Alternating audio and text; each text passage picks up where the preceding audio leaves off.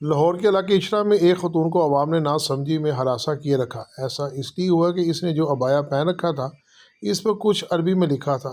لوگوں نے ناسمجھی میں سمجھا کہ اس پر نعوذ باللہ شاید قرآن آیات لکھی ہوئی ہیں، مگر عبایا ایک عربی ممالک کی مشہور برانڈ کا بنا ہوا تھا جس پر کوئی الفاظ ایسا نہیں تھا جس سے کسی مسلمان کے جذبات مجروح ہوں۔ اس کے بعد علماء کی موجودگی اور پولیس کی موجودگی میں خاتون نے کیا کہا، آئے دیکھتے ہیں۔ بسم اللہ الرحمن الرحیم۔ میرا نام سیدہ شربانو نقوی ہے، میں ایس پی گلبرگ ہوں، میرے ساتھ کھڑے ہوئے ایس ایچ او اچرا بلال۔ آج جس واقعے کا ہم ذکر کرنے جا رہے ہیں وہ اتنا ہے کہ ایک خاتون اپنے شوہر کے ساتھ اچرا بازار آئی شاپنگ کرنے۔ انہوں نے ایک کرتا پہنا ہوا تھا جس کے اوپر کچھ حروف لکھے ہوئے تھے۔ جب حروف لوگوں نے دیکھے تو انہوں نے کہا کہ آپ یہ کرتا اتار دیں، اور ایک کنفیوژن کریٹ ہو گئی کہ کہیں گستاخی ہو گئی۔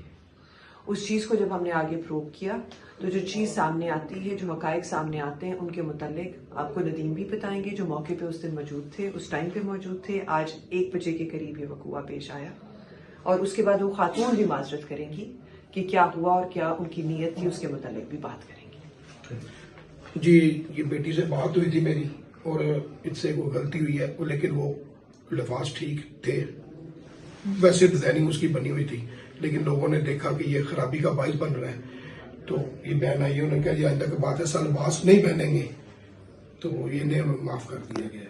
السلام علیکم، میں اچرا بازار گئی اور میں نے یہ جو کرتا پہنا تھا یہ میں نے ڈیزائن سمجھ کے لیا ہے۔ مجھے نہیں پتا تھا اس پہ کچھ اس طرح کا لکھا ہے جس سے لوگ یہ سمجھیں گے کہ یہ شاید کوئی عربی لکھی ہے، اور میری ایسی کوئی نیت نہیں تھی، اور یہ جو بھی ہوا ہے لا علمی میں ہوا ہے، لیکن میں پھر بھی معافی مانگتی ہوں۔ قرآن، سنت اور نعوذ باللہ ہم سوچ بھی نہیں سکتے مسلمان ہو کے کہ ہم گستاخی کریں گے یا گستاخی رسول کریں گے۔ میں اہل سنت سے بلانگ کرتی ہوں، اور میرے سسر حافظ قرآن ہے، میں خود، ہم لوگ دینی گھرانے سے ہمارا تعلق ہے، اور میری ایسی کوئی نیت نہیں تھی، اور میں نے یہ جو بھی ہوا یہ لا علمی سے ہوا، لیکن میں پھر بھی معذرت کرتی ہوں اور آئندہ ایسا کبھی نہیں ہوگا۔